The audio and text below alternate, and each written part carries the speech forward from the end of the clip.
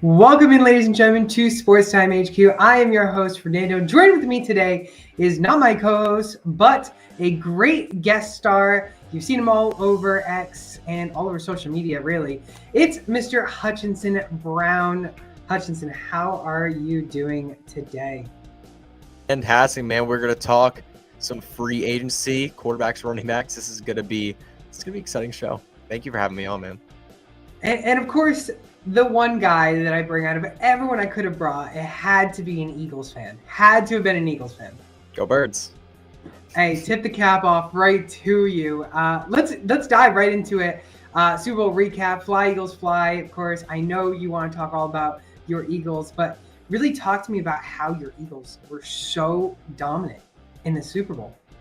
I mean, honestly, like I was talking to a lot of my friends and a lot of, people around me that are fellow Eagles fans, and they were asking me, a lot of them know I do the sports stuff, the football stuff, and they were asking me like, Hutch, what's your analysis on this game? What are your takes on this game? Like, how do you think this is going to go? And I kept telling them, well, looking at both rosters top to bottom, I mean, the Eagles have easily the better roster to me. Like I say that as an Eagles fan. I genuinely don't think it was close. The Eagles have one of the most loaded rosters in the NFL this year, arguably the most loaded roster in the NFL this year, especially when we compare them to the Kansas City Chiefs. But I just said, you can't count Kansas City out ever. They won so many one-score games this year. They close out games because they don't make mistakes. Mahomes is a good quarterback. They have a great defense and great coaching. It's hard to count them out of this one. But I did think the Eagles have the most talented roster, and that was shown on display very, very clearly in that game. The Eagles, the score was not 40-22. It felt like 60-3. Like it really just, it was belt to butt, man. It wasn't even close. I was telling my friends here, and I was telling them, I was like, if Kansas City got this onside kick at the very end and somehow did score a touchdown, got the 2-point conversion, the game could have ended 40-30. But in reality, you look back on it, you'd be like, wow, it's a really close game. But like you said, a 60-3 game, that's really what it felt like, because it was always the Eagles, and they were just so dominant. I mean, it was 34-0 before the Chiefs finally scored their first time. And like you said, on paper, I completely agree with you. The Eagles, they are the better team. You could say Patrick Mahomes, yeah, he was great, but this season, the stats don't really look that great for Patrick Mahomes. I'm still surprised that they even managed to make it to the Super Bowl, in my opinion. But I mean, I guess we'll have to see. But thank you to the Eagles for not three-peating, allowing the three-peat to happen. Because I like the Patriots to still hold the dynasty and the best dynasty and whatnot. But yeah, and then obviously, does this shut down all the rumors that Patrick Mahomes is better than Tom Brady? It does, yeah. I mean, Brady did have a stretch in his career. It was 10 years before he won. I think it was before his third Super Bowl, if I'm not mistaken. He had a 10-year stretch. So, even him, he had that stretch where he just wasn't winning a ring. But then, in his later career, he went off and had a crazy, crazy end to his career. Obviously, we saw not only New England, but in Tampa winning a Super Bowl. And I think Mahomes could have a similar path. He could, have these few Super Bowls start his career, maybe go in a dry spot and then come out and win a bunch of rings. So I don't think the discussion is over, but I think it's been quieted for now. Yeah, I would agree with you. I could see it. I think if you really saw the three-peat, then it goes down to Mahomes is the best quarterback because no quarterback has ever been able to do it. If he were repeated, it became a much more interesting conversation for sure. Hey, Patrick Mahomes is 0-2 in the Super Bowl with Tom Brady, whether it's in the Super Bowl playing him or in the Super Bowl hearing him announce. Announcing it, yep. Did you watch the halftime show? I'm sure you did, but did you watch it? Oh yeah. Are you a Kendrick Lamar fan?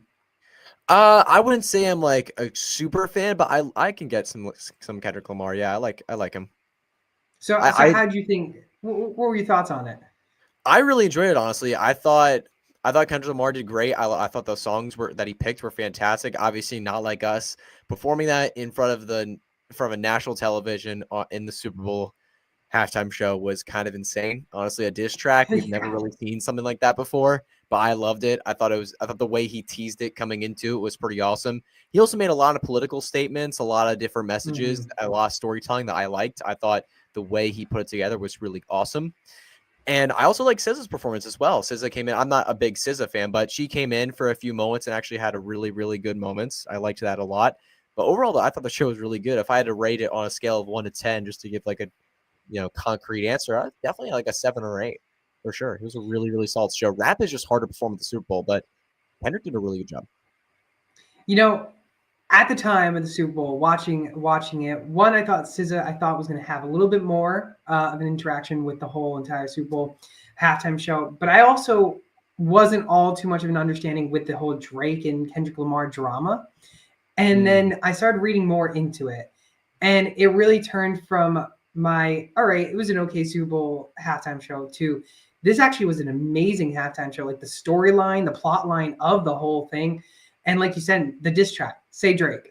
I mean, that was crazy. I mean, I really liked it overall, now understanding it. But I mean, for people who don't listen to Kendrick Lamar or Drake or know the whole drama, they might think it's like, it's Super Bowl. It's an okay halftime show, But if you know the drama and you know what's going on, I think by all means, agreed with you. It was a really good Super Bowl halftime show. Commercial-wise, unfortunately for me, I was here in the European country not allowed to watch the commercials because I was watching it over through a Danish type of TV because of the licensing and whatnot. So they didn't show any commercials. So I only got to see the commercials afterwards, some of the commercials, but $8 million for every 30-second commercial. This is ridiculous. Pretty wild. It's like multiple hundreds of thousands of dollars per second. It's crazy. I mean, going back to the Dorito commercial, I don't know if you watched the Dorito commercial, but they had they had fans create the commercials. You're allowing your media team to put $8 million on the line for a fan making the video, your commercial video. I mean, that's wild. That's a tall task to do. It's pretty crazy. Yeah, it's actually wild to me. Next year's Super Bowl, LX, have you seen the logo? I have, yeah. It looks like it's gonna be. It's in California somewhere, right? I mean, it has the Golden Gate Bridge on it. Yeah, there it is. I forget where exactly it's gonna be, but I honestly haven't done research into Super Bowl 60 yet. Honestly, I saw the logo. I was like, oh, it's gonna be in California. Cool. Yeah, I mean, for anyone who does the do you do the theory with the colors and everything? No, I don't think that's real. I think that's I think that's very, very conspiracy theory. I'm not a believer in the colors. I see it a lot though. I see the conspiracy theories so many times, and the jokes I've been hearing is the NFL's caught on, and they put all the colors they could on this logo and whatnot. I don't know. I don't really also believe in the conspiracy, but it's fun to always listen to the conspiracies. Oh yeah, it's always fun, man, because you always draw different connections that like wide stretch. They're just so fun. And there's some outrageous ones too. That just the conspiracy outrageous. And even though Super Bowl 60 hasn't even came to us, Super Bowl 61. Do you know the date of Super Bowl 61? Did you hear any of the rumors of what date that could be? Well, I see it on the show doc because you wrote it there. So I'm gonna make a wild guess and say February 14th, 2027. And that is what Valentine's is in 2027. Valentine's Day. Ironically. So I've been seeing memes that maybe relationships might be broken depending on what happens. Hopefully not. Hopefully your relationship loves football, because that's the whole day what it's going to be. Oh yeah. Because Super Bowl 61, it's going to be a good matchup. Who knows? We might see the Bills in there finally. I don't know. That would be fun. I would love to. I was really, really rooting for Josh Allen in that Chiefs game. I'm a big Josh Allen fan, because the thing is, like, I would have, even though I'm an Eagles fan, if the Eagles lost that Super Bowl to Josh Allen, I would have still been happy for him. I would have been like, Josh Allen got his ring. Obviously, Eagles, it sucks, but Allen got his ring. But he just deserves a ring. He needs a ring, man. He needs a ring. I feel so bad for this guy, because this guy, year after year, he just can't beat these Chiefs in the championship or the playoffs. It just always happens. Like, again, like you said, you were rooting for them. I was also rooting for them. I was honestly not to bash your Eagles. Yeah, that's so true. I was also rooting for the Commanders on that side. A lot of America was doing that too. I mean, don't get me wrong. A lot of people rooting for Commanders. don't get me wrong, whatever came out of the NFC was perfectly fine with me. But the Commanders, I mean, to see Jaden Daniels, a rookie, to go to the Super Bowl, I mean, that Would would have have been a been fun super story. impressive. That would have been a really fun story. Yeah. I would rather see personally the Bills and Commanders. Give me a Super Bowl from back in the day rematch. Hmm. Which makes me, this isn't on the show doc, but I do want to mention this. Pro Bowl wise, do you think that the Pro Bowl should be right after the Super Bowl, where we can see the best of the best play, obviously because it's for fun, and the week in between where the Pro Bowl is played now, have it played by the two teams that lost the championship games? That would be really fun. The third place game would be really fun. The problem is if you implement that, I think there's no chance that the teams would actually put in their starters because the game truly doesn't matter. You've already lost the AFC NFC championship game. I really don't think that teams would put their starters and risking them for next season. And that's why we see the same thing with the Pro Bowl. You know, people don't put in their star players for the Pro Bowl, and that's why you see all these extras getting added in. You don't want your guys getting hurt because while most of the physical activity they do are low injury risk, there's still injury risk. There's a possibility that someone steps wrong. There's a possibility that, you know, you hit somebody in a weird way and you get yourself injured. And if that were to happen to a star player on a team, it's disastrous. You know, you can't, that would be really, really hard as a team to live with, knowing you sent your guy to the Pro Bowl and he got hurt. I think it's just really, really difficult to do these kind of activities and get the full enjoyment out of them that you want. It's just because injury risk is there. Injury risk, completely agree with you. Do you think compensation at any way would make it any chance of a possibility happening? I think that would be a lot more interesting if you put compensation into the Pro Bowl because then it would get players to go. Because right now there's no requirement to go. There's no reason they could go. The only thing they're risking is getting injured. And there's no benefit besides being able to see other people from the NFL in the Pro Bowl, which they can do at any moment with their phones. They could find somebody on social media or text them or whatever. I think an incentive with a little bit of cash money would be really, really good to get this Pro Bowl going and get it back to where we want it to be. Yeah, get the viewership up anyways. I feel like that's what the Yeah. NFL wants. And I didn't personally watch for Pro Bowl this year. me, I didn't watch it either. I mean, I haven't watched it in a few years now because it's just there's no point to really watch it. No, yeah, completely agree. I see like the highlights on Twitter. I'm like, that's enough. I'm cool with that. Exactly. That's exactly what I do. I saw little flips into the foam pit. That's about it for me. Going into some more news and notes from around the league, Travis Kelce, in quotes, he's planning to take some time about the future. This to me is a big one because I mentioned in previous shows that I think if the Chiefs won this Super Bowl, I think he would call it quits here because three-peat, back to back to back, ended on top. Go enjoy your wedding day with Taylor Swift whenever you do. But I think this was the time. But now that he didn't win, I think he's now asking himself that maybe he wants to play one more year, maybe get one more ring out of it and then retire on top. Yeah, man, it's a really tough one because I'm gonna be honest, I took a close watch of Travis Kelce through these playoffs towards the end of the season. I gotta be honest, he looks washed. Like he does not look like the same player, especially in the Super Bowl. You go back and watch his film in the Super Bowl. Yeah. He looked awful. And I mean, truly awful. He missed every block that you could possibly imagine. His routes were terrible. He never got open. He dropped multiple passes. He looked god awful. And obviously the game got away from the Chiefs, but he was a part of that. Like he just looked terrible. He was not a factor in this game. And it wasn't like the Eagles focused on him. Like he wasn't double covered. He wasn't watched. Like they were able to single him out just with one player on him. They were able to single him out just by throwing someone to block at him. And he just couldn't do it. Like he could not handle anything they threw at him in this game. If he were to not retire and play next year, there's no chance I'm taking him in fantasy because he's probably going to be drafted relatively highly because he's Travis Kelce and he had a really solid season this last year. I think it's only going really, really down from here. I don't think it's ever going to go up. So if I were Kelce, I would advise him to retire. I would advise him to retire now before it gets bad. I completely agree with you. My biggest question is like last year he was so good. Like he was up top. And this year, it wasn't like he had a slow decline. It was like he completely went down. Like you said, he looks washed.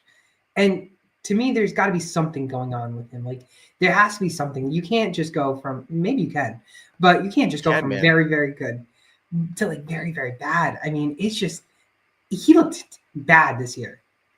And It's like you just, mentioned, Super Bowl too. yeah, it's just the age, man. When you see it's really hard for these great big time players. When you get to that age cliff, it hits fast. Like you see it right away. That age cliff hits, and your body is not capable of doing the things that they are used to be able to do. I mean, I don't want to Mhm. compare NFL players to normal people, but normal people age all the time. They get up there in age, and they aren't able to do the things that they used to be able to do when they were younger. It just happens, and it's same thing with NFL players, where once there's a certain age where you hit, it's different for everybody where you're gone. And Travis Kelce started to hit that this year. There were moments where he was great, but most of the time he was just not the same guy. And I think next year it's only going to get worse because usually when you start to see it go down, it does not come back up. It only Now, continues to go. now, do you think if he does come back next year and he produces as bad again this year, if not maybe a little worse, is he? Do you think he taints his legacy?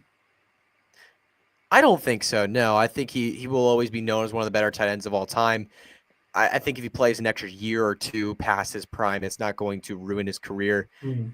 I mean, the only way he really ruins his career if he plays like 4 years, 5 years ahead of Yeah, his like after his prime. And I don't think we see that happening. I think he's gonna retire within the next couple of years. yeah. I'd be surprised if he lasts for another 3, 4, 5 years. I'd be shocked by that as well. Chiefs overall, though, are currently using 63% of their cap space on 5 players. Mahomes, 66.3 million, Travis Kelce, 19.8 million, Jawan Taylor, 27.4 million, Chris Jones, 34.9 million, Joe Thuney, 27 million. This is a total around like $175 million in cap. Wow. Obviously, a lot of them can restructure their contracts. I know Mahomes can free up about 40 million. But this is going to be an interesting offseason for them because of all this money being used on all these top players. Yeah, it's really, really intriguing. 63% of your cap on 5 players is quite insane. That's a hefty amount of cap space. I bet they restructure some contracts. I bet they move some money Mhm. around, but it's only that means they're backloading contracts, which means it's going to get more and more expensive as the contracts go on. And you can only backload so many times. Aston Roll and Saints, they know how that goes. It puts you in a really tough situation. So the Chiefs, they're a smart team. They've been a great franchise for a long time. I think they'll be able to figure it out. They've got some smart coaches, some smart managers up there in Kansas City. I think they'll be able to figure it out. But this is definitely a situation that they're going to have to work their way out of. This is a lot of money being spent on just a handful of players. I agree. I mean, obviously, they're trying to be all in now versus Yes. in the future because they want to keep winning. Yeah. But it goes to backfire a lot of teams. AKA, we'll move right into Kellen Moore going into the Saints head coaching position. Who is right now in a difficult position with the restructured contracts backing. I mean, they're in so much negative cap space for the Saints. Talk to me about how you feel about Kellen Moore going there and what the Saints' outlook really is, because I don't really see much of a good outlook for the next like 3 years at least.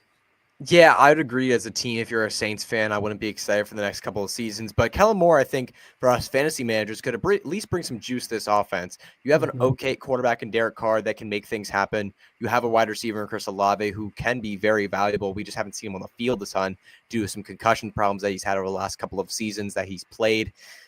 I do really think this was the poor choice for Kellen Moore, though. I mean, I'm saying this as a biased Eagles fan. He really should have stayed in Philly. This was not the opportunity, man. I think he should have pulled a Ben Johnson, where he waits in Detroit, coaches with them as the OC, stays a little bit under Dan Campbell's role, learns more, gets better, and learns until the prime opportunity comes around, like the Chicago Bears. And obviously, you might think Chicago Bears not the prime opportunity, but you got a potential star quarterback in Caleb Williams, a few really good young wide receivers, and a great defense. All you got to build is that offensive lineup. Maybe that running back position could use some help. And if Caleb Williams breaks out, that team could be monsters this year. That team could be absolutely monsters this year. They could compete for the division. I'm not kidding. That team could be elite if Caleb Williams truly takes a step that we want him to take. So I think that Kellen Moore should have pulled that, where he stays in Philadelphia for a couple of years, maybe wins another Super Bowl, and then eventually when he feels ready and the opportunity comes around, that's when he moves on. New Orleans was not the opportunity to take. This is a dumpster fire team with terrible management, with no cap space, less draft capital than most teams in terms of high picks. I'm just not excited for this one at all. I think this is a really, really poor choice by Kellen Moore, and I wouldn't be surprised if he pays for it. I wouldn't be surprised if after 2 seasons, if the Saints are still a bad team, which they probably will be because they have so little talent, that he gets fired. Tell me how you really feel. You felt really passionate with that. I You did. felt I so really passionate. honestly, like, it sucks to lose Kellen Moore. Like, I don't like losing Kellen Moore as an Eagles fan. Like, it sucks. He was a great offensive coordinator for Philly, but I think we'll be able to find someone else and be fine. I feel for him, man. I think this is going to be a bad. I think he's going to look back and think this is a bad choice. And I agree with you, unfortunately, because I think any head coach that was going to go there is already doomed. There's From a the reason get-go. why no one went there. There's a reason why they interviewed Exactly. like 6 different coaches and no one went there. Like, there is a And big reason for that. and unfortunately, I mean, I know you're biased because you're Eagles, but I'm in the same boat. Like, why are you going there? I mean, you just won a Super Bowl with this great team that you have. You might have a good chance of winning next year as well if you keep what you have now.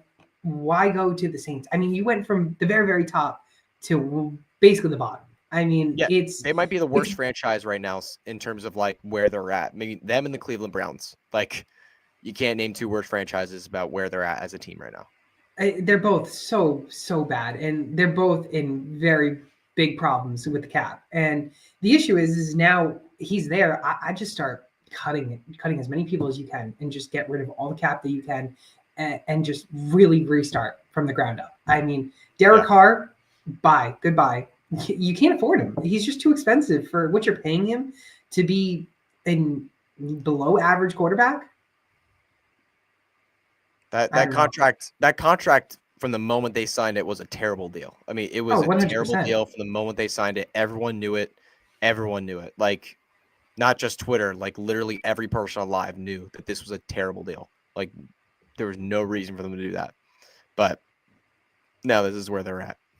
I feel for Kellen Moore because I do as well. unfortunately, like out of all these head coaches, I think the one in the hot seat is not Kellen Moore because I think they're going to give him a chance. I think it's Brian Schottenheimer from the Cowboys, which I don't know how he got the job, anyways. I don't know But how he did either. I really, that one it's confused me. ridiculous.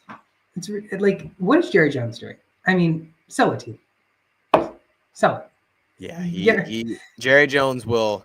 I mean, an Eagles fan, it makes me happy. Just long live Jerry Jones, man. I'm cool with it. Keep trading 4th-round picks for Jonathan Mingo. Keep hiring Brian Schottenheimer. Like, I love this. I love it. it's so bad. I'd be surprised if Schottenheimer lasts the full season, to be honest. But I mean, Kellen Moore, unfortunately, he's going to last the whole season. He might last 2 seasons, but this team's going nowhere. And I hope that he can somehow turn around with the next 2 seasons because the division is very weak right now. I mean, the It is. Buccaneers is good, but that's about it. I don't think it is going to be soon. I think the Falcons and the Panthers are both on the rise. Michael Penix Jr., Bryce Young, I think those 2 quarterbacks are significantly on the rise. I don't think this is going to be a extremely weak division very soon. That's what I'm thinking too, because I'm thinking that if you're trying to turn the Saints team around, try to start competing, maybe have a good chance. You got to try and turn around as quick as possible. And unfortunately, I just don't see the Saints really doing that. No, they got to go into a full rebuild and tear it all apart. And the problem is that we've been saying this for years with them, like 5+ years with them, ever since Drew Brees left. We've been saying this for a while, and they just still have not made the change. They have not torn it apart. They've continued to sign bridge quarterbacks. They've continued to try to win now, and it just continually puts them in a 500 record situation, kind of like how the Commanders were for a while before they drafted Jay Daniels, where it was like continuously 8-9, 9-8. Like, Yeah. they just continuously winning enough games to not have their coaches fired, enough games to not tear it apart, but enough games to the point where you are completely irrelevant. And that is the worst place to be. They couldn't find a quarterback. They weren't a winning team. And this is where the Saints are now. And they just need to tear it apart. And I hope they tear apart quick. For the Saints fans' sake and for Kellen Moore's sake, to have a good career 100%. as a head coach. DeAndre Hopkins, who was on the Chiefs this season, he says he's not done yet. He still wants to play. For me, I don't see him as a wide receiver 1 anymore, unfortunately. I love the dude. I wish he could stay as a wide receiver 1 prime, DeAndre Hopkins, but he's a wide receiver 2, 3 maybe. I think 3 is. I think giving a wide receiver 3 mark is generous. Honestly, Really? I don't think he's He that didn't at look that all. good on the Chiefs, to be honest. He has not looked good on the Chiefs. It started out the first 2 games, he was all right. He scored a couple touchdowns. It was fun. And then he just disappeared. He completely vanished. Even in a receiving core where you have a wash Travis Kelce and a rookie in Xavier Worthy and then basically no one else, he still couldn't step up. He still couldn't earn a significant target share. That completely shows you all you need to know about where DeAndre Hopkins is at in his career. I think he'll play another season or two. He'll play a little bit more, but he is in no way relevant for fantasy or relevant to I, many NFL offenses, honestly. yeah, and mentioned a little bit on the Brandon Holland, DeAndre Dropkins. I Yeah, mean, dude, that I mean, that drop changed the game. That it that really drop, did. that drop right there, because at that point it was like, what was it? I think it was like 17-0 at that point. Like it was still in And it was a reach. crucial down, too. It was a crucial play. Like, I mean, a crucial play. And he was wide open. He would have run straight down that field, possibly a touchdown if he had the speed enough to do it. I mean, that I don't know play how you changed dropped the that. game. That play changed the game completely. I was surprised, like that. Out of all people, he Yeah, would have he's some of dropped the that surest pass. hands in the NFL that we've ever seen. Exactly. DeAndre Hopkins. I mean, that dude does not drop the football, and that was a drop. He tried to catch it with one hand. Like when you Yeah, watched it again, you watched the replay. He tried to grab it with one hand, where it was like right there. It was right in front of him. It was an easy catch, and it two just hands right there. I yeah, mean, that's a flag football play. Just grab it with 2 hands. Easy, yeah. easy does it. You could have made that at the Expos. Come on, Probably come could on have. now. Yeah, But I mean, hopefully he still stays with the Chiefs. If not, still has a home with some team, wherever he may go. But I mean, poor DeAndre Hopkins, his season was just not that great this year. no. Hopefully he can revitalize it in the upcoming year or two. Lastly, that I got Kadarius Toney, ex-Browns Chiefs wide receiver. Kadarius Toney, or as people know how I say it, Phony Tony, or a lot of other people. He was arrested in Georgia last week, allegedly strangled a woman. Career over? It's I been mean, over for a but while. Honestly, when I saw in the doc ex-Browns receiver, I was like, oh shoot, he was on the Browns for a minute. Like I forgot that. I Yeah, think you gave him a little too much. It's like maybe a second, not a yeah, minute. he's been over for a while. He's been over for quite a Yeah, while. But this is terrible. yeah. I mean, he won't have another career in the NFL, and No. some people had high hopes on him too. Yeah, he was I a first never round did. pick. I thought it was a I- reach in the first round. When I saw that pick, I was like, ooh, they missed out on Devontae Smith, and then they wanted to draft Kadarius Toney. Like I didn't get that pick at all. But Could have had Devonta how Smith. it worked out. Yeah, they could have. They could have. The Eagles got him. But this is career over for sure. Yeah, 100%. You got any more news notes that you know of that I don't? No, no. The only one that I saw that you didn't put in the doc was Kellen Moore, and I wrote that down for you. But that was it. Oh, all right. Well, then let's get into what everybody wants to learn about: the free agent landing spots for quarterback position. We got 8 of them plus a little bonus one, and usually you save the bonus for last, but we're gonna go right back to the bonus being first. And this is Aaron Rodgers. Obviously, he is not currently a free agent, but the Jets have already mentioned that he will be getting cut. Now, the question is, will it be post or pre June 1st release? If they wait before June 1st and they don't wait, and they release him now or up until June 1st, they have a 2025 dead cap of $49 million and a 2026 dead cap of negative $25.5 million. So the reasonable thing to do is, if you want, post 6-1 release, 2025 dead cap $14 million in 2025 and 2026 $35 million. Landing spots. What's your thoughts on Rodgers? Does he still have a chance to have another possible potential in his career? Is he going to follow Favre's footsteps and go to the Vikings? I think it's possible that he could be, a Steelers, Raiders, like that was written down by Keith and Gary. I think the Vikings is also an interesting one because you have JJ McCarthy on the bench. Maybe give another bridge quarterback for JJ McCarthy. It's just the problem is his money is just so high, and I don't know, because the thing is he's gonna be cut, so that's a whole new deal. I don't know if Rodgers is gonna want to take a super cheap deal. He might want to be paid a lot because he's a little bit Hey, of you can get a Daniel Jones deal, like a $308,000 deal from the Vikings that they gave him.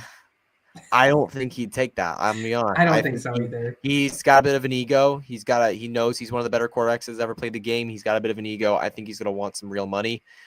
Maybe the Steelers or Las Vegas are dumb enough to do it. I don't think the Vikings will be. I think they're going to roll with J.D. McCarthy if they can't find a reasonable option to make a bridge quarterback. I predict, though, overall that he's going to retire. Has been an awful end to the Jets, and I don't think that there's going to be another team that he really wants to play for. I'm just going to say he retires. And do you think if he doesn't get what he wants, or even no team wants to sign him, obviously now he has to retire. But I think I'd just be surprised if he retires, if he ends his career with the Jets. Last 2 seasons being absolutely horrendous. I mean, Zach Wilson was doing better than Aaron Rodgers on the New York Jets. Yeah, it was. So Their play was pretty close. it's wild to see the stats on that. But I think Aaron Rodgers has one more shot, and I think none other than going to the Pittsburgh Steelers. They've always had a winning season under Mike Tomlin, and I hope that if he does go there, he doesn't ruin it for Mike Tomlin. But you have a decent offense. Then again, you did have a good offense, I thought, with Brees Hall and Garrett Wilson. Then you got Devontae Adams. But I think Mike Tomlin could help him finish off his career in Pittsburgh. And I think that's the best possible chance for Aaron Rodgers. I don't think he's going to go to the Raiders, like you mentioned. I just don't see that happening because if you go to the Raiders, it's a rebuild team. You're not going to go from 0 to 100 and go to the playoffs right away. Maybe, Yeah. but I doubt it. And then other than that, the Vikings, like you mentioned, J.J. McCarthy could use as a bridge quarterback. The fact that you used Aaron Rodgers saying that he's a bridge quarterback is wild. Wild. I mean, that's just, but he's it's barely reality that. now. It's barely that. He looked awful this year. I mean, he looked terrible. Yeah, Like it's crazy that we're using that though as like Aaron Rodgers. Like you mentioned this 5 years ago that he's going to be a bridge quarterback. I mean, you never said that with Tom Brady. Never said it with Tom Brady. No, because he Aaron retired Rodgers, He retired at the right time. He retired like the first year where we saw the fall off. He was like, you know what? I'm hanging him up. That's it. He didn't try to play through some bad years. He won that Super Bowl, and then he played a year or two after, and then it was over. And he was like, yeah, I'm done. And I was like, yeah. it was a good choice. Rodgers has reached that point. Will he retire? We'll see. I think he's going to be stubborn. I think he's going to want to play one more time. And Right. and my follow up, obviously, we're not talking wide receivers here this show. It'll be on Sunday's show. But Rodgers goes to, if he does go to a team, does Devontae Adams follow him? No chance. Or does he follow him? Sorry, I thought you were to say, does he leave the Jets? He's going to leave the Jets. Does he follow him? I think that's a more intriguing question. I think it could happen. A team would have to be willing to take on those two players to do it. I don't think it's going to happen. Steelers would be good. Steelers wouldn't be bad. Adams and Pickens? I think that would require a lot of luck. I think that would require a lot of things to go Aaron Rodgers and Devontae Adams' way. I would bet against it, though, if I had to be a betting man. I'd bet against it. Okay. Of course, you have him going retired. I have him going the Steelers. Let's go on to Sam Darnold. Sam Darnold, he is 27 years old. His market value based on Spot Track is absolutely insane. He is projected to get $40.1 million a year, projected to sign a 4-year contract worth $160.5 million. Does he find this amount of money, and where does he go? I don't think he finds this much money. I think that's a tall task, especially the way he ended the season. If he ended the season a little nicer, I think we'd kind of be talking about this kind of money for him, but he ended the season really poorly. I think we might see more like 35-ish million, but 40 million is not too crazy. I have him going with the Raiders. I think the Raiders, I'm just going to say they're a bad franchise. I think they're going to make a poor decision. I think they're going to give Sam Darnold a lot of money because they're desperate for a quarterback and they have no other options. I mean, they could draft somebody, but the draft this year is a pretty weak class at quarterback. You know, there have been rumors about Shadou Sanders going to the Raiders. There have been those talks. I see the Raiders making a poor choice in free agency and going with Sam Darnold. They did it with Gardner Minshew. They tried Aiden O'Connell. It didn't work. I think they're going to make a desperate move for a quarterback and try to assign Sam Darnold and say, hey, it worked in Minnesota for a while. We can make it work here. And I don't think it's going to work. I think it's going to be really bad. And now, do you think with the Raiders having Tom Brady with ownership, do you think Tom Brady will be able to help develop this quarterback? I mean, maybe. I personally, look, I think Sam Darnold was really good in Minnesota. I think that was more Kevin O'Connell and this system and the Mm, receivers that Darnold had than it was Sam Darnold. I do think Sam Darnold's better than what we believed he was. He has the yeah. arm talent, he has potential. I don't think he's going to have success in the Raiders organization, whether he has Tom Brady to mentor him or not. Okay. I actually also agree with you. I think he's going to go to the Raiders. I think this is bound to happen. The Raiders do have some cap space to spend. And like you mentioned, they are going to spend the money. And if it's to get Sam Darnold and maybe draft a wide receiver very high, then you can pair up Sam Darnold with a very talented wide receiver. Or you got also Jacoby Myers. You could go sign a wide receiver in free agency, but you need a quarterback regardless. Aiden O'Connell, Gardner Minshew. The Minshew magic's no longer magical. Yeah, It's they're going to get gone. somebody. They're going to get someone. Yeah, It's either going to be one of these big free agents or they're going to go in the draft. I see them going for a free agent, personally. They yeah. have cap space. I'd be surprised. I'd be surprised if they draft a quarterback. I just don't see. I see out of all the teams I've been mentioning that the Raiders are going to be the most intriguing team to watch in the offseason because there's so much potential with the Raiders because they can go in so many different ways. Mm-hmm. So I also agree with you with the Raiders. Keith and Gary, they have the Vikings, which the issue with the Vikings is if Darnold does sign a big contract with the Vikings, obviously Yes. he has a great chance to succeed there, but now at what cost do you have for JJ McCarthy? Are you trading the dude? No, there's no chance. If they were to re-sign Darnold, it's going to be to a 1-year contract. I don't think Ooh. after the way the season ended, they would re-sign him to a 4-year deal. They drafted Jay McCarthy with the 11th overall pick. He played phenomenally in the preseason. I think they have to give this kid a chance. And if you're signing on to a 4-year deal, that is like I don't think that's going to happen. I really, really doubt it. I think it's going to be a bridge quarterback and then give JJ McCarthy the chance this coming year, or it's going to be straight up JJ McCarthy's our starter week 1. I don't see them giving Darnold a massive contract. I mean, Kevin O'Connell even said in the press conference multiple times after the game and, recently in a press conference, he says Sam Darnold has earned his right to be a free agent. Like it's over. Like Kevin O'Connell had made it pretty clear the way he's talked to the media that it's over between Sam Darnold and the Vikings. Yeah, because you've had JJ McCarthy, and JJ McCarthy already mentioned to the media that at least give him a chance, and hopefully he does get the chance because he deserves a chance. I was all in on JJ McCarthy. I've been a big fan of JJ McCarthy, and I hope he has a chance to really break out from his injury. But Sam Darnold, hopefully he can go get the bag somewhere else, wherever that is. Maybe it's the Raiders, and that's between you and I saying it because it won't be the Vikings. Next one, he's got an age. He's aging up there. Russell Wilson. This guy is 36 years old. His market value from Spot Chalk is actually shocking to me. He is projected to get $38.7 million a year. He's projected to sign a 2-year, $77.5 million contract. To me, I think that's a lot for Russell Wilson, given the contract that he was signing with the Steelers. I don't see him going really far. I don't see him going with Steelers again. I could see him going to the Giants.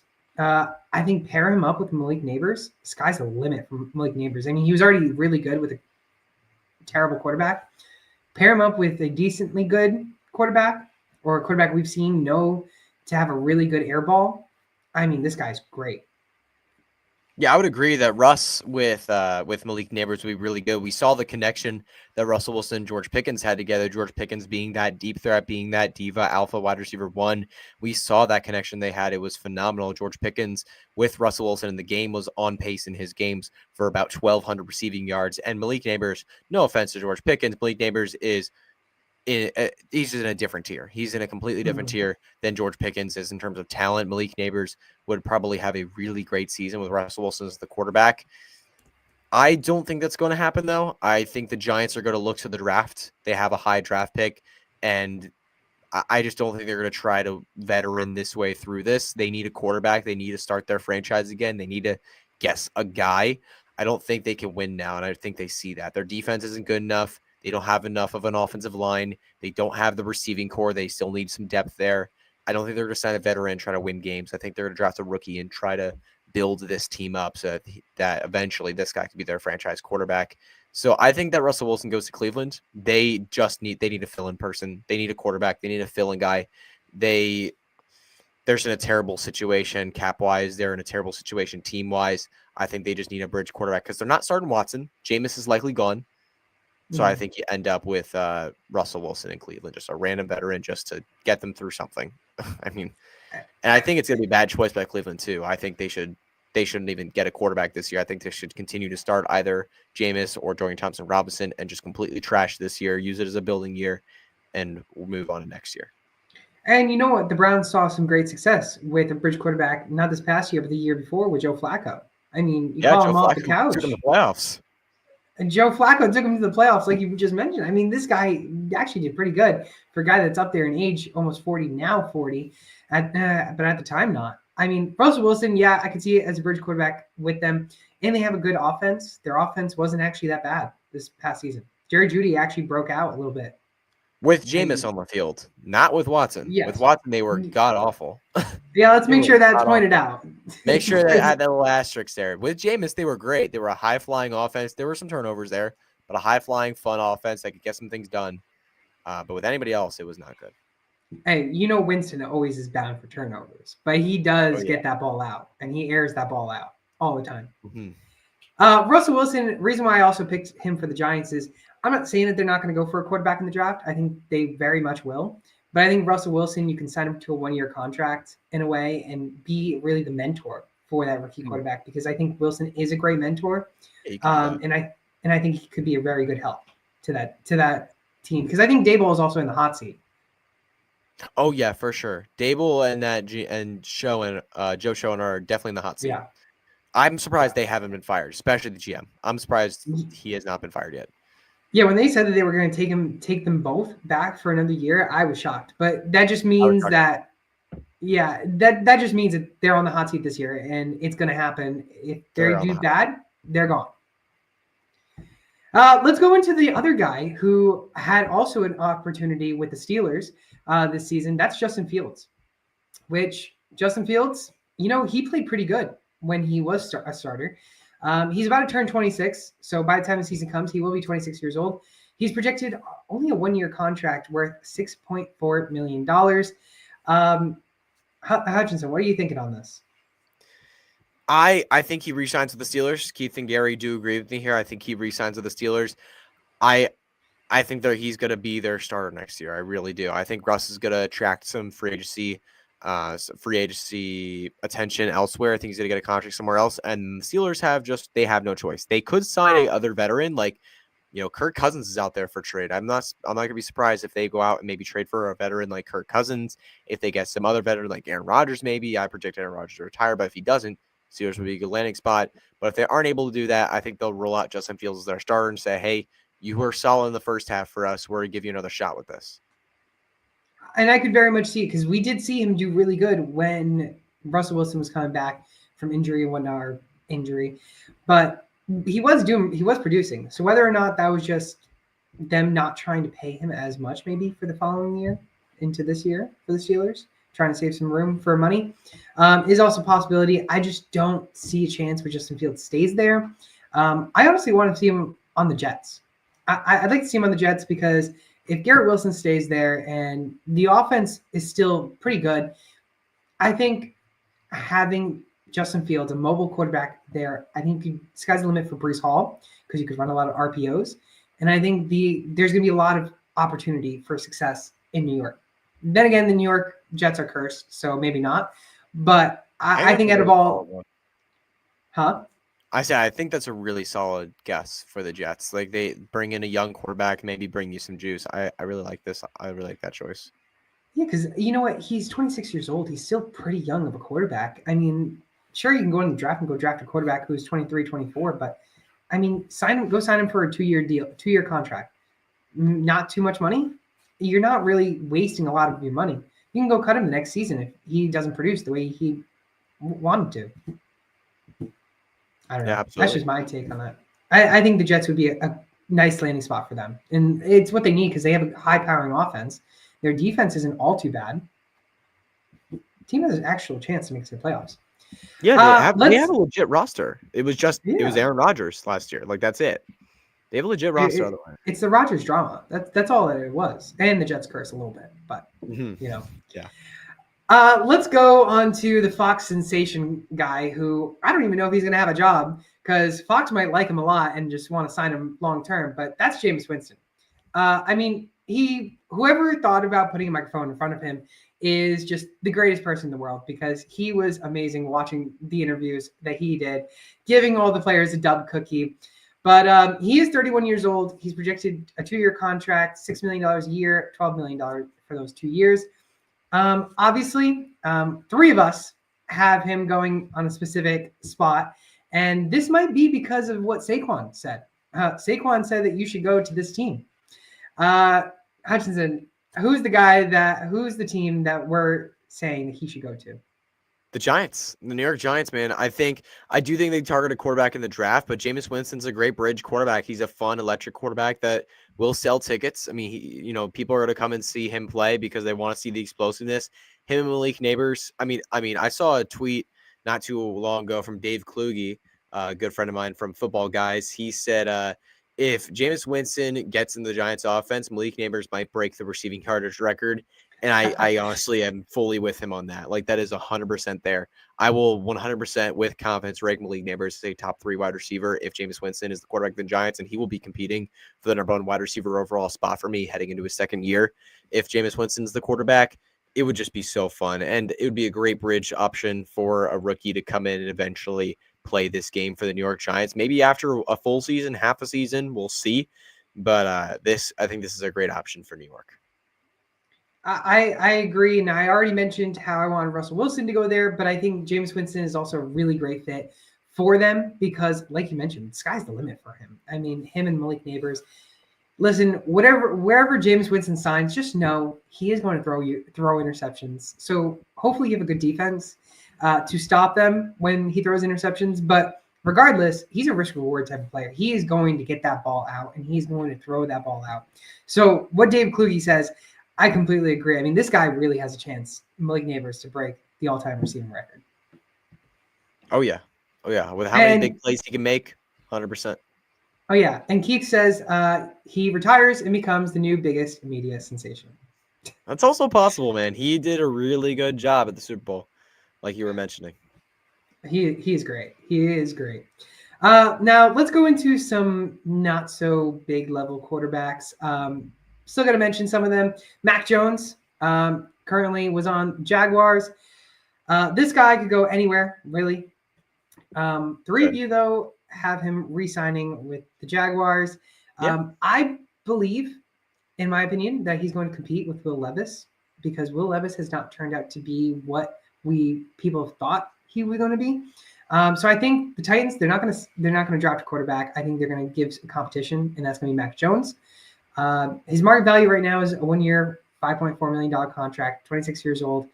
I think the Titans are the best fit for Mac Jones, if not maybe a backup to like San Francisco in that Kyle Shanahan offense. But I think the Titans are the biggest opportunity to allow some competition for Will Levis. Well, I'm gonna actually change my pick real quick because I was seeing some reports. I didn't get to do it in the show doc, but I was seeing some reports earlier today, and we've seen throughout the season that Anthony Richardson, the Colts, there's a situation going on in there where the Colts are going to want to add some competition for Anthony Richardson. And they do have Joe Flacco, but he is a free agent. I think he's going to be either retire or let go. And the Colts are continuing to say they're going to bring in competition. And I think Mac Jones, with the way he played in the second half for Jacksonville, I feel like people don't pay attention enough to how good he played. Actually, he was a really solid quarterback for the second half of the season. Brian Thomas was a monstrous wide receiver fantasy when he was on the field. Mac Jones led them to a couple wins. Like, even with how terrible their roster is, he played solid football. I mean, it was better than he had ever looked in New England, in my opinion. I thought he looked really solid, and I think he could present some competition for Anthony Richardson for that starting job in Indianapolis. So I think the Colts might look his way. I'd love to see it, honestly, because I'm not a believer in Anthony Richardson. Never was. I called him being the biggest bust in fantasy because why were you drafting him as QB5 on the year? So I like that shout. I like that shout a lot, actually. Going into another name, Marcus Mariota. He was on the Commanders. Will he re-sign with Commanders? I believe so. I think he's just going to stay with Commanders. They need a backup for Jaden Daniels, and I think Marcus Mariota fits that offense. He knows the offense. Just sign him, just keep him as the backup. Yeah, I think it's a solid choice there too. I put down New Orleans. Just because, Derek Carr there, the question marks at quarterback, they might want to sign someone else to have another body to compete with Derek Carr if he sucks, which he does. But Commanders are also a really, really good choice. Yeah. New Orleans, I think that one's also an interesting one because it also adds some competition. Not so much competition, but a little competition with Derek Carr because they're both mediocre. Yeah. Zach Wilson. I saw a meme today. What's the odds that the Jets sign Zach Wilson again? 0. Or even Sam Darnold. No chance. I don't think. No, 0. It would be so funny. Zero. It would be so funny. I wouldn't put a dollar on it. I don't care what the odds are. I wouldn't even put a dollar on it. I wouldn't either. Zach Wilson, 25 years old, projected a 1-year, $3.3 million contract. I think he's just going to go to the Rams, and that's just to back up Matthew Stafford. I mean, this guy, there's been a lot of concerns on the quarterback in Los Angeles for the Rams, and why I don't really see a big problem in it. But yeah, I do know he's getting up there in age. Bring Zach Wilson. Maybe Zach Wilson is the next guy for Los Angeles and for the Rams. Yeah, I mean, he was the second overall pick for a reason. The dude was talented. New York just cursed him, and I think that we could see, if he gets an opportunity. I would honestly, genuinely, I've been talking about this for a while. I would love to see another opportunity for Zach Wilson. Yeah. I really would, because we've seen what happened to Baker Mayfield in Cleveland after he had other opportunities. We see what happened with Sam Darnold after he had other opportunities. Like they showed out as they were top tier picks when they went to their teams, and they have the talent. It was just smothered by the coaching staff and by the organization they were working with. And now with new organizations, they were really good. I think Wilson could have a similar story. I think the Rams are a really good spot. I think the Giants as well are a really good spot. Keith wrote down the Giants. I also think Seattle's really good. They have Geno Smith, a veteran quarterback, and they already signed Sam Howell, but I don't think Sam Howell's very good. We saw him come in for very little bits in Seattle. He was terrible. I think you're going to want another backup quarterback there. So I'm looking at Zach Wilson as someone who could sign there. But I think all three of our spots, or me, usually primarily you and me, Fernando, our spots with Rams and Seattle, I think we're very similar in a sense where you have a veteran quarterback that is reaching the end of their career, but you can bring in a young guy, see if he can do something for you. And personally, I think Wilson is better than Howell. What's that? I think Zach Wilson is better than Sam Howell. I think he would outwin the QB2. Oh yeah, I would bet on that as well. Yeah, I'd love to see him in Seattle too, and I think Keith would too as a Seattle fan. Let's go into our final quarterback. That's Joe Flacco. 40-year-old somehow ends up still being talked about. Joe Flacco, does he retire? Does he not retire? Does he go back to the couch? Hutchinson, what's your thoughts on him? I wrote down the Titans for him. I think this is a situation where you bring in competition for Will Levis. I like you put Mac Jones to the Titans, Fernando, and I thought that was a really interesting choice. I think Joe Flacco's going to the Titans, but very similar quarterbacks, both veteran quarterbacks that are good backups that bring competition to a younger player. Like we're both projecting for those two players. I just have Joe Flacco going to that team, the Titans. And I am going to the Jaguars, and that's because Trevor Lawrence needs a mentor because this is his last year. He needs to figure out what the heck's going on with him. No, it's not, man. He is locked in with that contract. There's no way they're getting out. There has to be a way. They're not getting out of that contract. They signed. Well, then they're cooked. It's way too heavy. That contract is way too heavy. They can't get out of it now. It'd have to be a couple more years before they ever have a chance of getting out of that. That team looks horrendous with Lawrence. That team looks horrendous. It wasn't great this year. I still think Lawrence is an okay quarterback. He definitely wasn't what he was projected to be. I still think he could be a valuable starting quarterback, though. We'll just have to. Yeah, it's tough though, man. But that contract is not letting him go. There's no way he's getting out of there for the next couple of years. It's a tough slate for Jaguars fans if Lawrence doesn't produce. Yeah, very much so. They're stuck. Free agent landing spots. There's some other ones, kind of not big names. Drew Lock, Jacoby Brissett, Trey Lance, Taylor Heineke, Daniel Jones. Gary told me to mention Daniel Jones. He's been linked with the Browns. He, as a Browns fan, absolutely despises it, understandably so. But what's your thoughts with Daniel Jones possibly going to the Browns? I don't want anyone on the Minimum Browns. contract. Minimum contract. I don't want anyone on the Browns. Daniel Jones is not a good quarterback. The Browns are a terrible organization. I don't want anyone on the Browns. I don't want anyone on the Browns, man. Yeah, I think it would be like a fine veteran like bridge deal where it's like he gets a few opportunities to start. He's probably terrible. Then he gets benched for someone else, maybe Dorian Thompson Robinson. I have no idea. But it's just my goodness. that's the most that I see happening out of Daniel Jones, that he starts a few games, then gets benched because he sucks. I don't see this becoming interesting. Couldn't say any better. Couldn't say any better, honestly. Yeah, I completely agree. Hopefully no one goes to the Browns. I feel so bad for anyone who goes to the Browns. Yeah. And Daniel Jones, I mean, wherever he goes, he'll be benched, like you mentioned. Let's go into the running backs, and we'll jump right into them. Let's talk about Najee Harris, the biggest one to talk about. Najee Harris, he is projected to get a bag this year. $9.2 million a year, projected 3 years, $27.5 million. He is just on the cusp of turning 27 years old. So when season starts, he'll be 27. Does he stay in Pittsburgh? I think he does, honestly. I think people underrate Najee Harris specifically from what he did this past year. I don't think he's that good of a running back, but he ran really hard this year. You could see it in the way he was running the football. The dude knew he was on a contract year because the Steelers basically just said to Jalen Warren, Najee Harris, you two are on contract years. We're going to let you run this out, and we're going to see what happens. Like, that's basically what they did this year. The Steelers gave each of them their last year of their contract, said, this is it for you guys, prove it. And Najee did everything he could. He ran so hard for that team. The offensive line was terrible. The offense at times was terrible. He ran so hard. He really, really did. He put in everything he got. I think the Steelers saw that, and I think they give him a minimum contract. I think they give, not like veteran minimum, but I think they do give him, I think they're going to offer him like a 2-year, $12 million deal. 2-year, $10 million deal. Like something where starting running back money, but not elite money, and I think he's going to take it. I think Najee Harris belongs as a Pittsburgh Steeler. I think he stays. I would love to see it, honestly. I would love to see it 100%. I think he is personally going to go to Minnesota. And the reason why is I think Aaron Jones is going to be a little too expensive for Minnesota because obviously he showed up. He was able to produce. I think they're going to go with a little bit more of a younger running back. And I think they're going to go with Najee Harris. I think they're going to pay him. I mean, the team looks really good. The offense looks really good. You put in a little bit better of a running back in Najee Harris. I think the Vikings have a good opportunity to keep things going over there. Personally, I would not say Aaron Jones is less of a running back than Najee. I would rather have Aaron Jones than Najee, like straight up. But primetime Aaron Jones is amazing. Don't get me wrong. Yeah. I think he's good this year, man. I don't know. He looks great this year to me. You think he's going to be able to keep it going?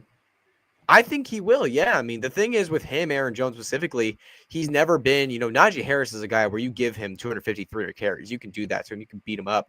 Aaron Jones has been a player where he's always been a committee his entire career. He's been a guy that doesn't receive 250, 300 carries a year.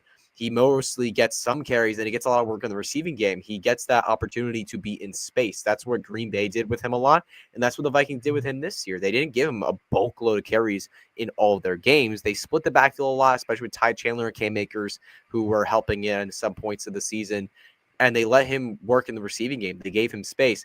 And I think that's going to allow him to play a little bit further than most running backs do. He's approaching age 30, so it's definitely close. We're approaching that cliff for sure, and it absolutely could be this year.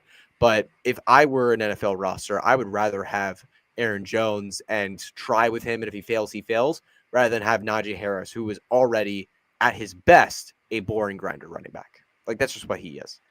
I mean, he was a good receiving back when Ben Roethlisberger was there, I will say. He was, but that was because Big Ben was a noodle arm and he couldn't throw the ball more than 10 yards downfield. When you have a real quarterback who can throw further, they choose to throw further because Najee Harris isn't really that good of a receiving back, I will say. Yeah. Understandably.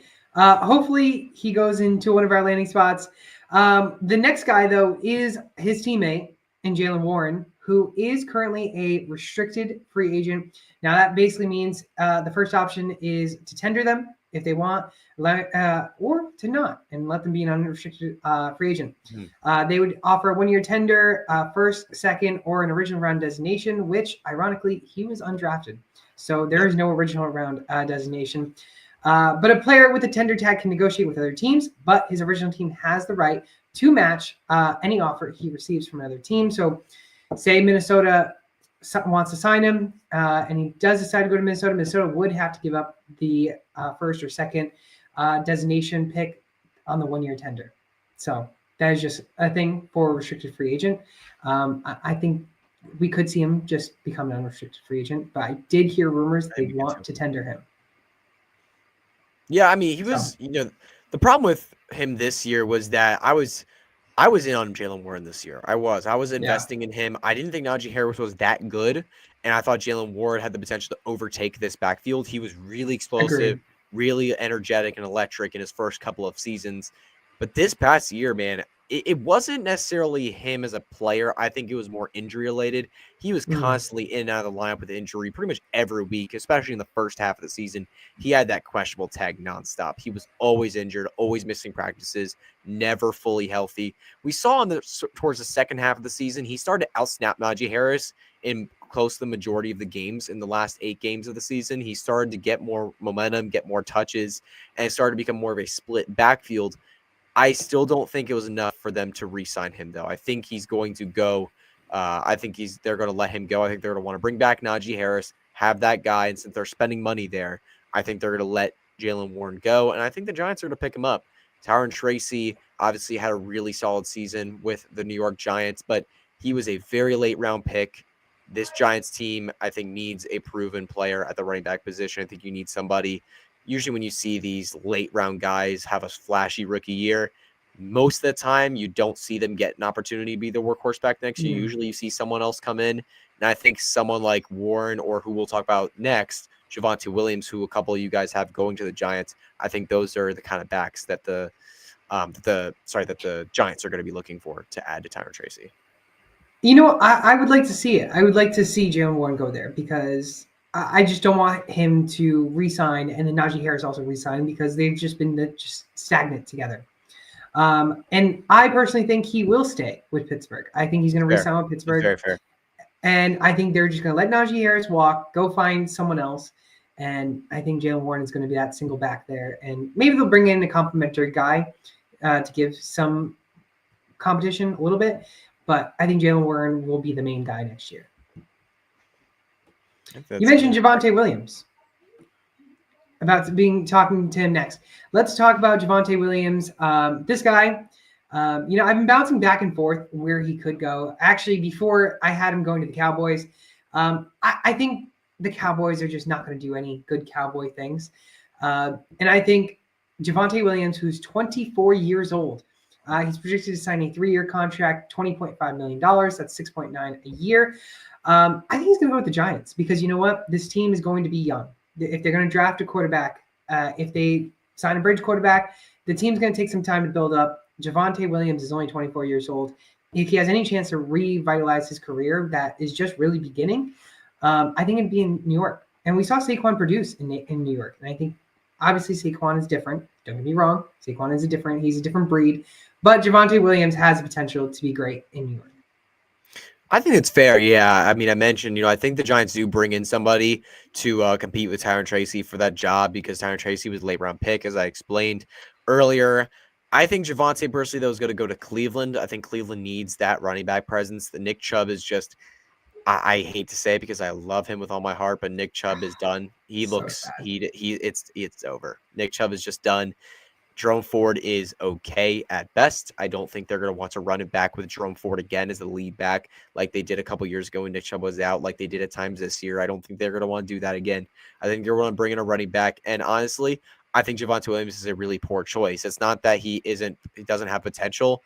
He's looked terrible for 2 straight seasons. That knee injury is absolutely disastrous for him, man. Because the thing with Javonte Williams is he is dependent on pure athleticism. He's not the type of running back where he knows where he needs to be at every moment. The smartest running back on the field. That's not Javonte Williams. Javonte Williams is a guy, we saw it in college, where he was a tackle breaking machine. He broke through tackles. He shed tackles, was able to make men miss.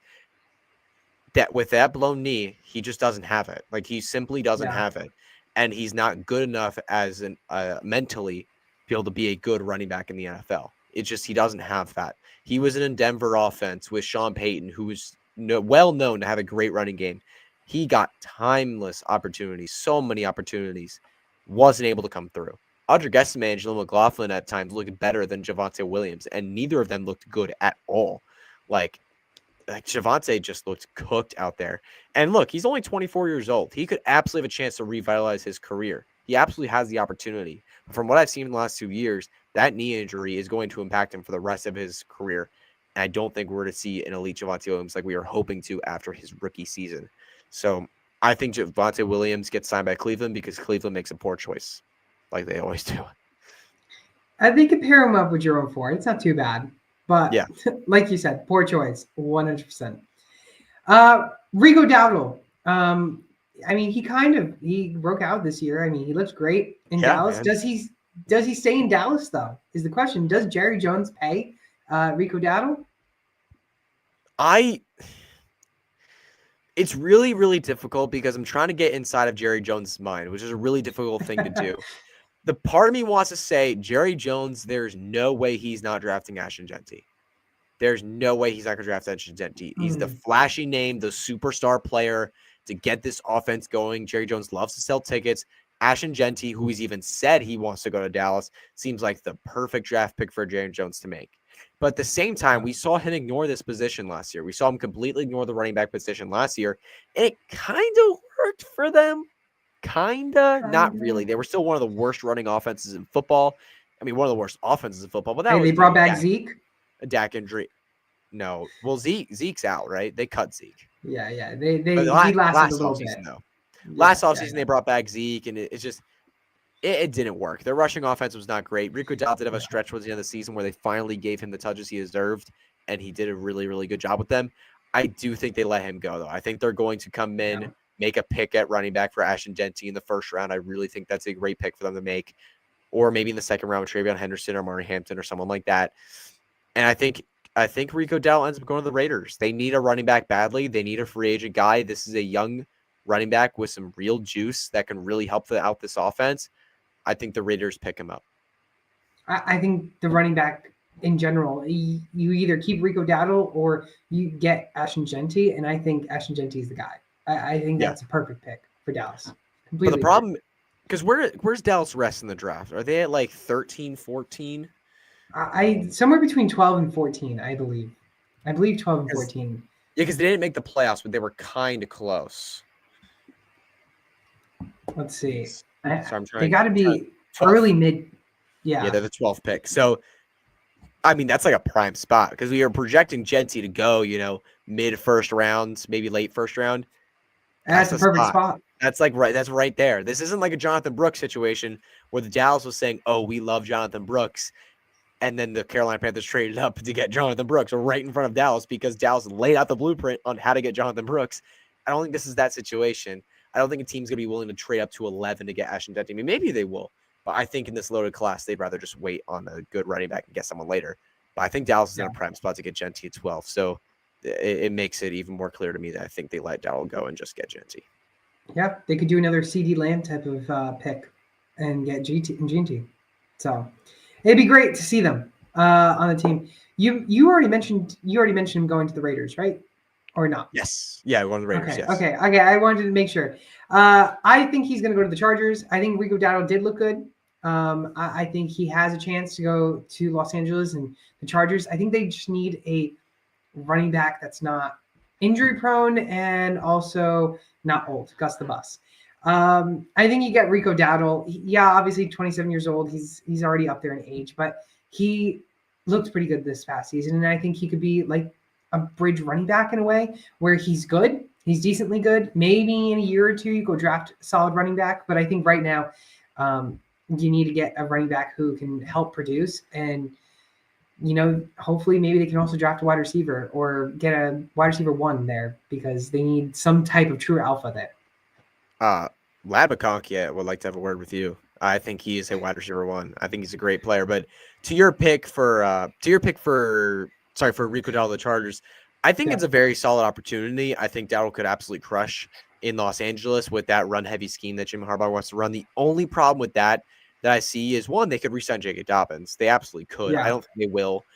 But if they let J.K. Dobbins go, I don't think they're going to go for another bridge running back. I think they're going to take a big shot and go for someone with a big name. Maybe Aaron Jones is that big name, or someone in the Hmm. draft, like a really strong player. I think they go for like a Travion Henderson. Maybe they trade up for an Ashton Genty, or maybe the Dallas Cowboys pass on Genty and then he falls to the Chargers, or Amari Hampton in the second round as well. Or there are other backs they could take on day 2 that would have a lot of value. I think they make a big splash at running back if they let Dobbins go. I don't think they're going to do another bridge running back here like they just did with Dobbins. Okay, I can see that 100%. I can easily see that. I just think Dowdle. I think you put Gus the Bus and also J.K. Dobbins together, and I think Rico still beats them two out. I would agree. In my opinion. Yeah. Let's go with Aaron Jones. Aaron Jones, I'll start talking to my opportunity with him. He's 30 years old, $5.6 million a year. He's only projected a 1-year contract. I think, like you mentioned, Sean Payton, he's had great running backs. He's got a good running back scheme. I think the Broncos is a great landing spot for him. I mean, Bo Nix, a rookie quarterback, brought this team to the playoffs, and Javonte Williams, again, like you said, did not look that great.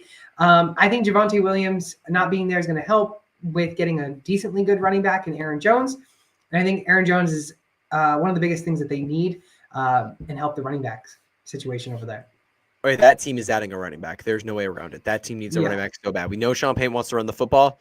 We know he wants to run it a lot, and it's going to help this offense blossom to another level. They could also use a wide receiver. They have Courtland Sutton and then nobody else. They could use a tight end, which this class has plenty of. So they have a lot of opportunities here in multiple areas to add to this offense and build it up and get Bo Nix to avoid a sophomore slump and instead make a sophomore jump from an impressive rookie season.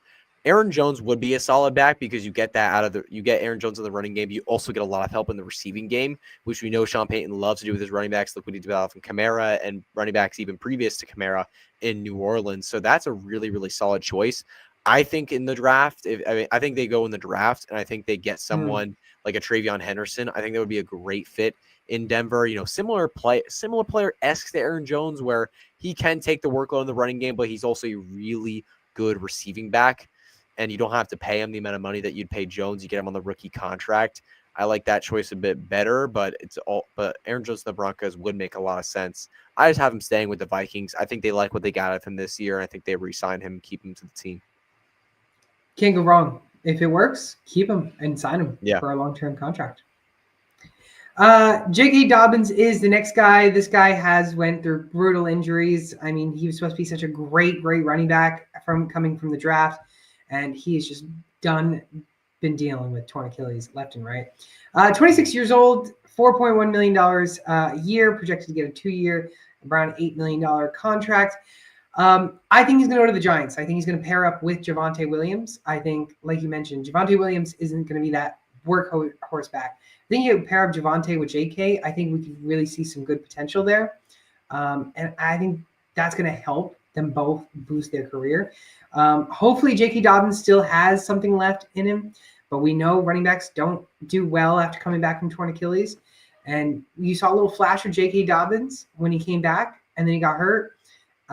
So hopefully J.K. Dobbins can still produce the way we want him to. Yeah, he looked really solid this year in the system. The Chargers have a great offensive line. They have a great running scheme with Jim Harbaugh there and Greg Roman as the offensive coordinator. So I think that was what made J.K. Dobbins look pretty good this year. I think overall he's a average running back. He's smart enough to make good cuts. He knows how to play running back. It's just that he doesn't have that long speed that he used to due to the torn Achilles, due to the torn ACL. He just doesn't have that long speed to break those massive runs. We saw a couple of those early in the season, but then they completely disappeared. It was gone. He doesn't have that explosive nature anymore, but he's solid enough to handle a workload. And I think he's going to go to the Patriots. Look, I wanted to mention the Patriots because I think Ramondre Stevenson is in huge trouble, guys. I really do. Ramondre Stevenson started off his career solid. He had a couple of really good seasons, but this past year was really bad. They signed him to a long-term deal. They signed him to a 4-year contract worth about $36 million, which made him one of the higher-paid running backs in football.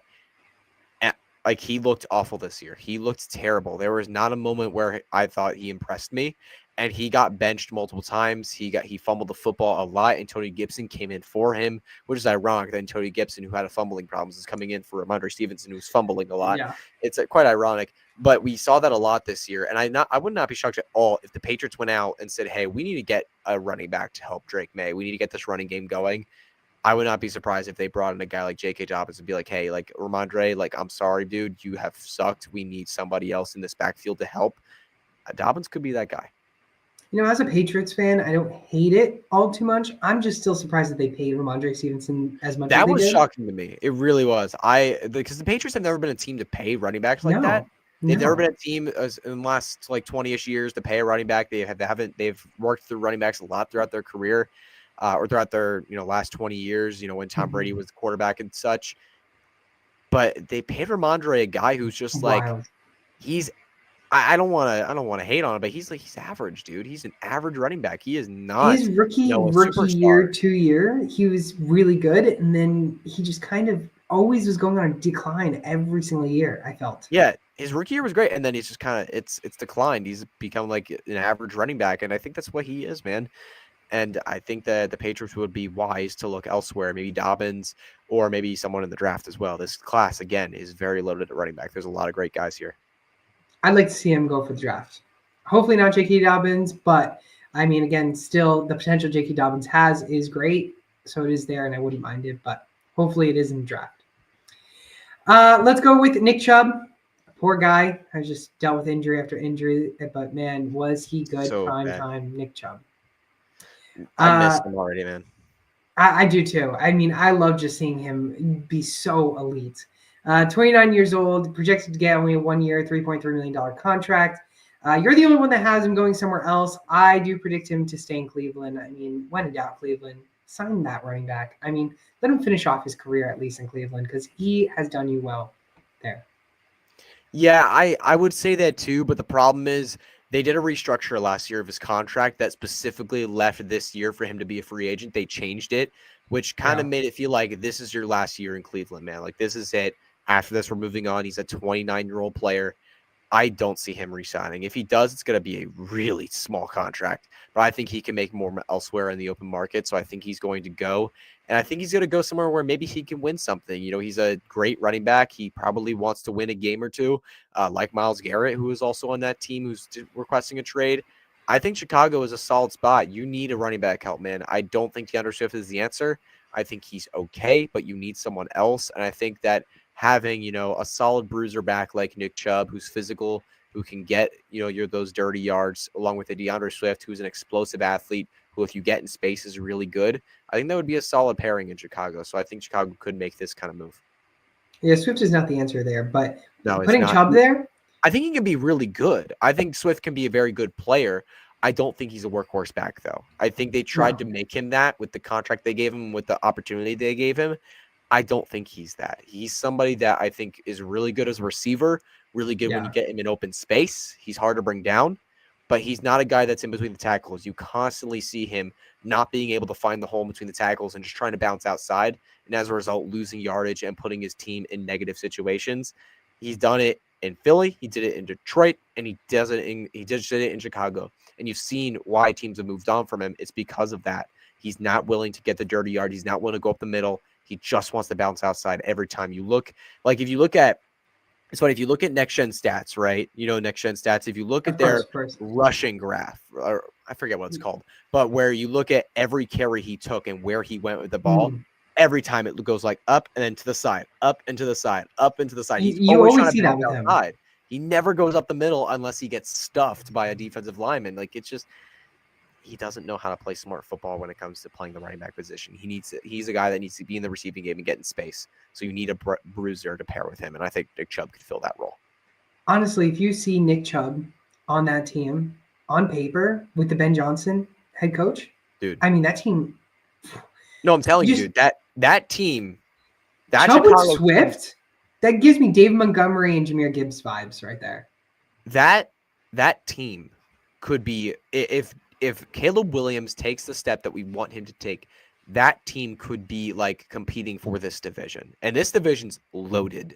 This division's absolutely loaded. Crazy how loaded. Three playoff teams this year from the same division, with Green Bay, Minnesota, and Detroit, this team could absolutely compete for this division this year if Caleb Williams takes that step. I think the NFC North, we're going to see every single team next year go into the playoffs. You could see it. All the division winners, and then these three other teams from this division. You could absolutely see it. I thought we were going to see it for a second there because Chicago was 4-2. Chicago was 4-2 in their first 6 games. Caleb looks solid. And it was like, oh, shoot, like Caleb was legit. This is happening. And then we saw some more inconsistency because the coaching was terrible. Then the coach got switched. This running game wasn't working. It was just, and Caleb also made his mistakes as well. I'm not going to completely not blame this on Caleb. Caleb made his mistakes, but I think he's a talented quarterback. I think he's going to have a really good second season. I do think this is going to happen. Hopefully he can make another second-year jump. I think he will. Last running back we got to talk about is Kareem Hunt. And does he kind of revitalized his career coming back, going to Kansas City. I believe he stays in Kansas City. I think he looked good in Kansas City. The running backs are just awful in Kansas City in general as a whole, but I think he stays there.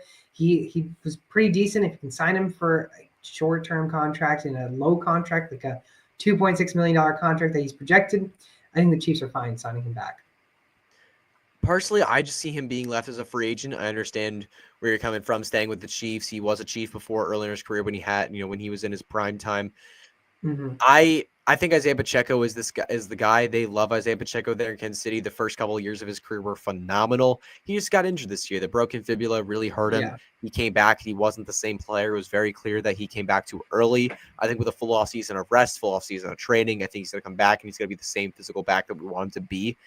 And I think that leaves Kareem Hunt in a backup role. And I don't think the Chiefs are going to make too big of an effort to re-sign him. I think maybe they could as a backup, but I don't think he's going to be a priority for the Chiefs. So I see him being left as a free agent. Obviously, he had some moments from this year, but it started off okay, and then it completely faded for me. When you saw Kareem, like, there's a reason they brought Pacheco back pretty quickly. Like, there was at one point in the season, like, when he got injured, we were like, oh, Pacheco's season might be done. Like, Pacheco's season might be over. And then Kareem Hunt sucked for a while. Like, after the first couple weeks, he sucked, and then they brought Pacheco back because we were like, shoot, we need somebody else because Kareem Hunt can't do this. Then they brought back Pacheco. That didn't really work. The Chiefs will end up making the playoffs, making the Super Bowl, and making, nothing happen in the Super Bowl.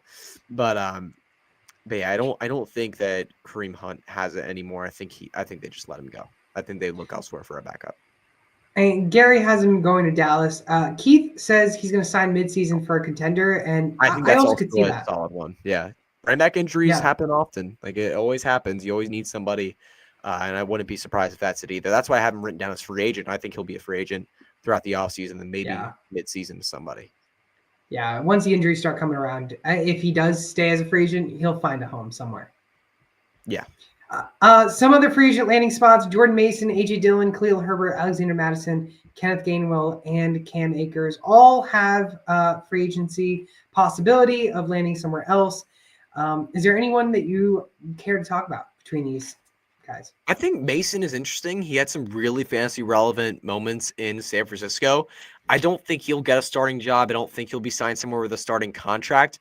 But if he stays somewhere as a backup and the starter goes down, he's someone that could be a really good handcuff option. He was really good when he had the opportunity to play. I think he could continue to have that kind of value. The rest of these guys, though, not interesting to me at all. None of them are guys that can come in and take a workload and be relevant for fantasy unless they somehow fall in the end zone. Like Jordan Mason, someone that could be relevant without a touchdown. Other guys, no chance.